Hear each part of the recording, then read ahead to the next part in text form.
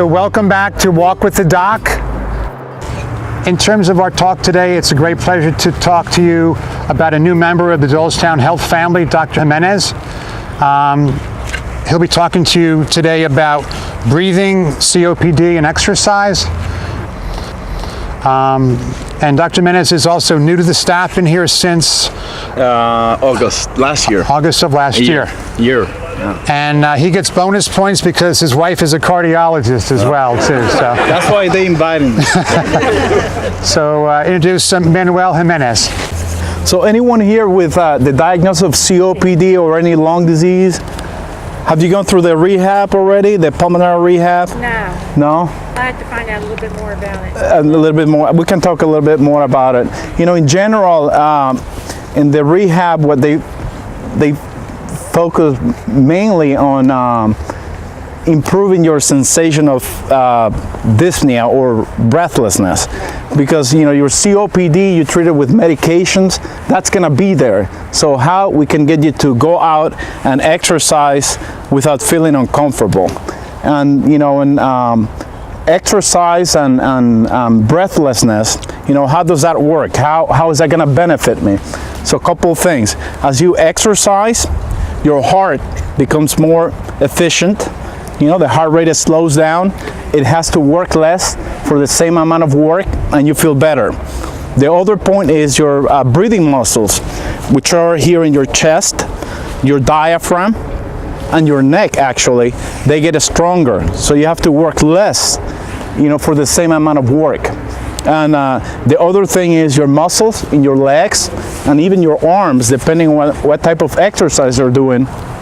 What happens is your muscles get better at obtaining oxygen, so your heart and lungs have to work less for the same amount of work. You know, in general, any exercise plan, which this is what I talk to my patients every day. Every time they come to my office, they know that the last 1 or 2 minutes we're going to talk about exercise, and sometimes I give them a plan. You know, this is going to be the action plan, and this is what I want you to do. The two components are cardiovascular or aerobic exercise, walking, biking, swimming, whatever you feel that you know you can do. Some of my patients do racquetball, etc. And the other component is strength. You have to do upper body strength and lower body strength. And I'll tell you some of the exercises that I tell my patients to do. And you don't have to go to a gym for this. You can do it at home. I just had a patient, I saw her 3 months ago. She's 85. The cardiologist sent it to me because she was short of breath. They found nothing. I did my testing. Everything was good. When I talked to her, what happens is she hasn't done much for years and years. So I came up with this same plan. I told her, this is the walk that you're gonna do, and this is the exercise you're gonna do. She came back 3 months later. She was doing it 3 to 4 times a week, and her symptoms improved dramatically, and I discharged her from my practice. So it works, but you have to do it. In general, I would say around half an hour per day. You don't have to do it in one sit. You can do 15 minutes and 15 minutes, and as you get better, then you can put it all together. And the more you do it, actually the better.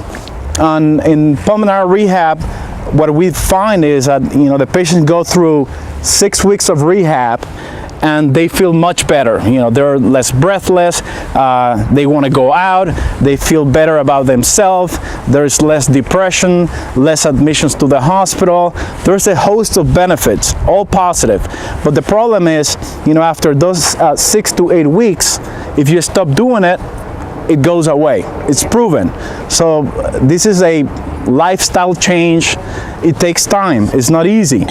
But your brain eventually, you know, after 6 months to a year of doing it, it will change. And then if you don't do it, you will miss it. You know, the other benefit that, you know, sometimes people forget about exercising, it, in my opinion, prevents falls. Why? Because your muscles, as we get older here and we don't exercise, you start losing muscle mass here in your legs, your calves, here in your quadriceps. If that happens, when you know, if you get older, you get more frail, you trip, you cannot recover. You're gonna go full, and fall, probably have a hip fracture. So what I tell all my patients, one easy exercise you can do anytime, even during the winter time while you're watching your football game or whatever you watch on TV, just do sit-ups right here. Everyone go down, all the way down, up, all the way down and up. Do a couple, do 5 at a time and do it again. I mean, you don't have to commit 1 hour. You don't have to commit half an hour. Do 10 at a time, take a break. In an hour, do another 10. If during the day you do 50 of those and you do it every other day, you're gonna feel the difference here in your legs. That'll benefit you the most. And that will also decrease your shortness of breath. Again, we talked about the muscles getting used to pick up that oxygen, so your heart and lungs will work less. The upper body exercise, it helps in the sense that it will strengthen your respiratory muscles. And what I recommend my patients is to, if you have dumbbells, 5 pounds, or water bottles, soup cans, whatever you have from weight, you can do press all the way up. Maybe do 8 to 10 reps, a couple of sets of that. You do your arms, you can raise them here. That will help as well. Or this here, what we call the flies here. You do sets of 8 to 10, and then 8 to 10 here. That's good as well. The other exercise that I recommend is the shrugs. You put your weights here and then go all the way up. It helps with your trapped muscles, and that also decreases shortness of breath. Other important exercise, push-ups. I know, a lot of, as we get older, it's harder to get up to the floors, but you can do it against the wall or incline on a table if you have the strength to do it. Will help with all your chest muscles and your breathing muscles, and that will be of great benefit. Again, you do a few sets, 8 to 10 reps, maybe 3 or 4 sets in a day. And again, you can do it every other day, but the point is that you have to build up, and you have to do it.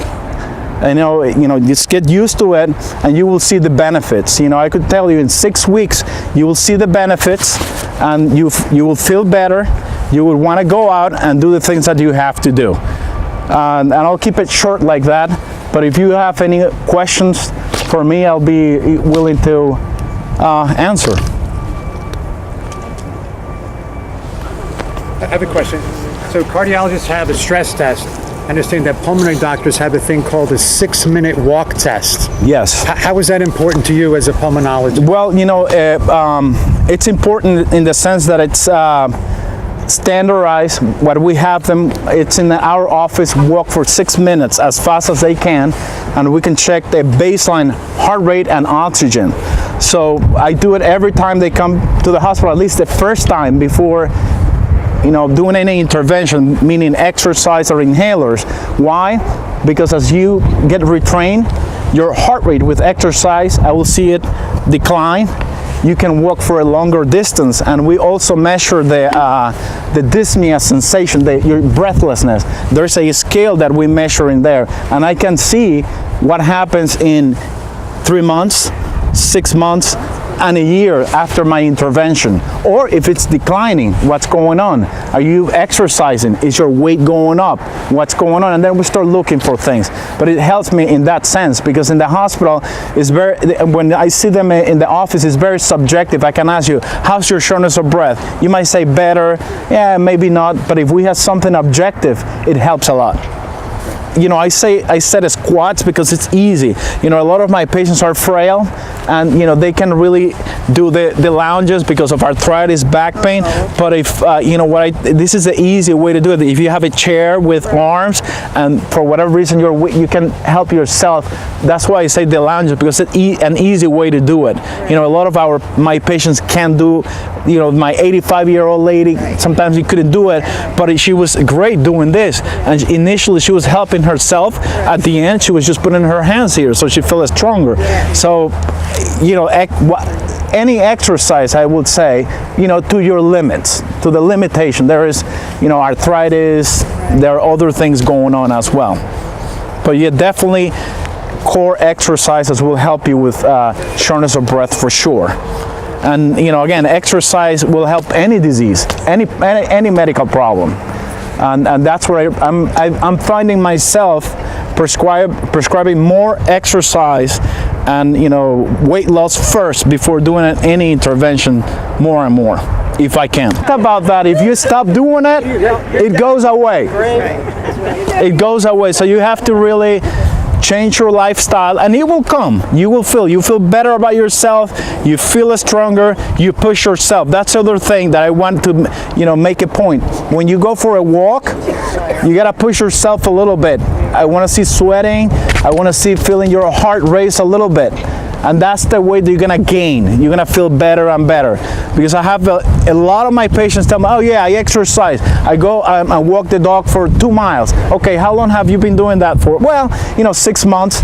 Well, are you sweating when you come back? Do you feel your heart rate pumping? No, initially yes, but I'm done with that. So, well, I want you to either walk for longer or walk faster. So you gotta push yourself. That's the key if you wanna gain, okay? That's good. Thank you so much. So when you're walking with Dr. Jimenez, make sure you're sweating out there. Yeah, I have to go and see patients later on. The inside of our legs. So spread your legs apart and then just gently bend to one side and hold it. And make sure you're breathing. No holding your breath. And then up and over to the other side. It's actually really good to do these exercises afterwards because your muscles are all nice and warmed up after the walk. And it's actually easier to do. So it's a good thing. Next one. One leg in front, the other behind. And you're going to lean forward. You see runners do this all the time. Stretching those calf muscles out. Breathing. Good. And up. And now switch.